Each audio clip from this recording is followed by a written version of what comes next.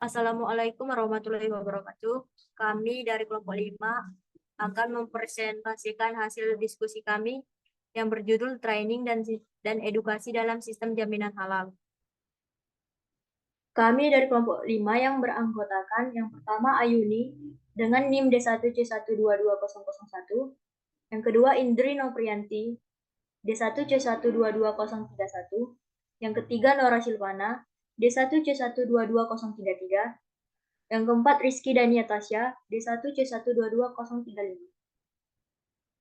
Baiklah, yang pertama kami akan membahas tentang pentingnya penerapan SJH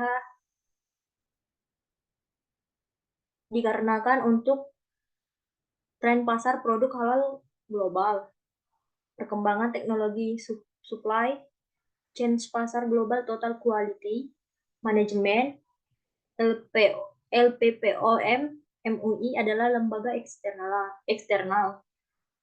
Prinsip dari SJH, yang pertama jujur, kepercayaan, partisipatif, absolut. Baiklah yang selanjutnya akan dijelaskan oleh teman saya. Baik, terima kasih. Selanjutnya itu manfaat penerapan SJH. Yang pertama, menjamin kehalalan produk selama berlakunya sertifikat halal MUI.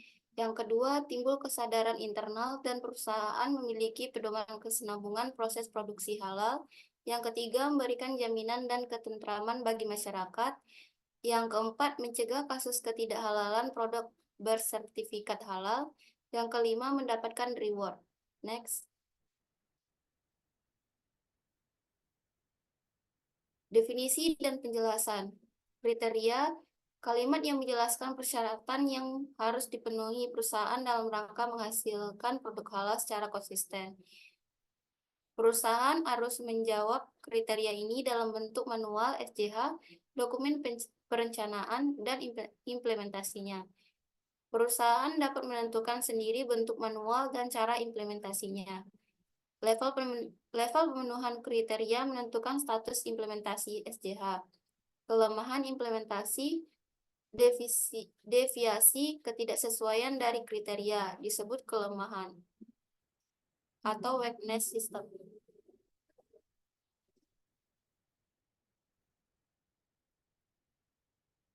Jenis audit. Audit merupakan verifikasi oleh auditor LPPOM MUI untuk menentukan pemenuhan kriteria dalam implementasi SJH.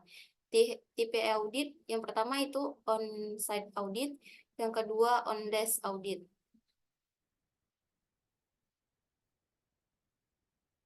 Program percepatan sertifikat SJH. Pertama, program percepatan sertifikat SJH dapat dilakukan dengan syarat audit implementasi SJH berikutnya dilakukan setidaknya setelah 6 bulan dari audit terakhir dan audit internal telah dilakukan. Yang kedua, perusahaan yang mengikuti program percepatan diharapkan memperhatikan masa berakhirnya sertifikat halal dan sertifikat SJH. Baik, selanjutnya akan dilanjutkan oleh teman saya Ayuni. Baik, selanjutnya yaitu tim manajemen halal.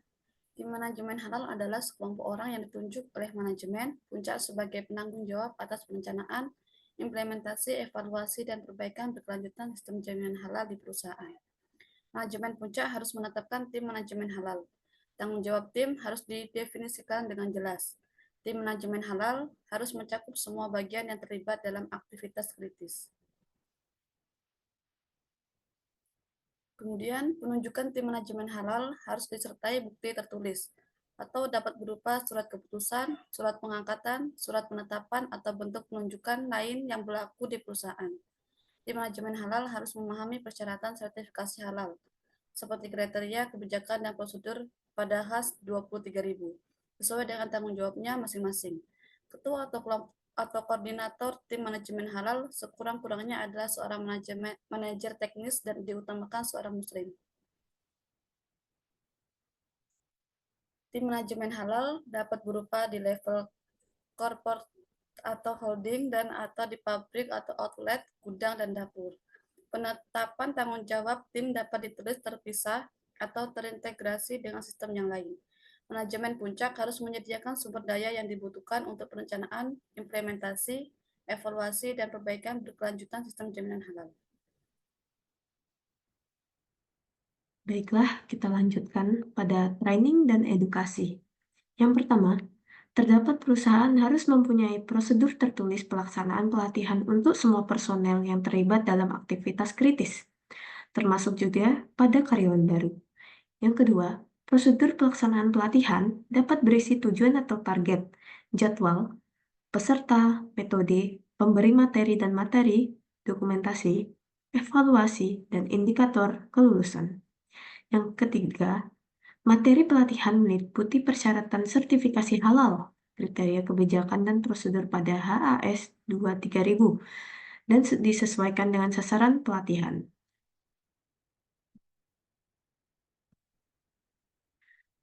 Yang keempat, pelatihan internal atau eksternal harus dilaksanakan secara terjadwal, minimal setahun sekali atau lebih sering jika diperlukan.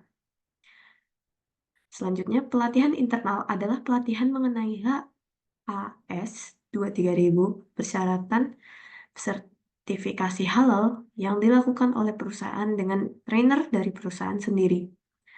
Selanjutnya, pelatihan internal harus dilakukan setidaknya setahun sekali atau lebih sering jika itu diperlukan. Selanjutnya, pelatihan eksternal adalah pelatihan mengenai HAS 23000 persyaratan sertifikasi halal dengan trainer dari LPPOM MUI, baik diselenggarakan oleh LPPOM MUI atau oleh perusahaan tersebut dalam bentuk in-house training. Selanjutnya, pelatihan eksternal dilakukan setidaknya 2 tahun sekali atau lebih sering jika itu diperlukan. Selanjutnya, pelaksanaan pelatihan harus mencakup kriteria kelulusan untuk dapat menjamin kompetensi dari personel tersebut.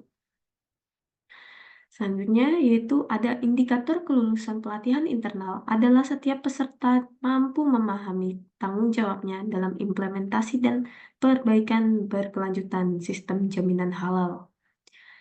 Selanjutnya, evaluasi kelulusan dapat dilakukan melalui tes tertulis, tes lisan, atau bentuk evaluasi lain yang berlaku di perusahaan tersebut. Selanjutnya, terdapat bukti pelaksanaan pelatihan harus dibuat dan dipelihara. Baiklah, masuk ke kesimpulan. Yang pertama, produk halal makanan, minuman, obat, kosmetik, dan lain-lain yang tersusun dari unsur yang halal dan telah melalui proses produksi produk halal yang telah dinyatakan halal sesuai dengan syariah.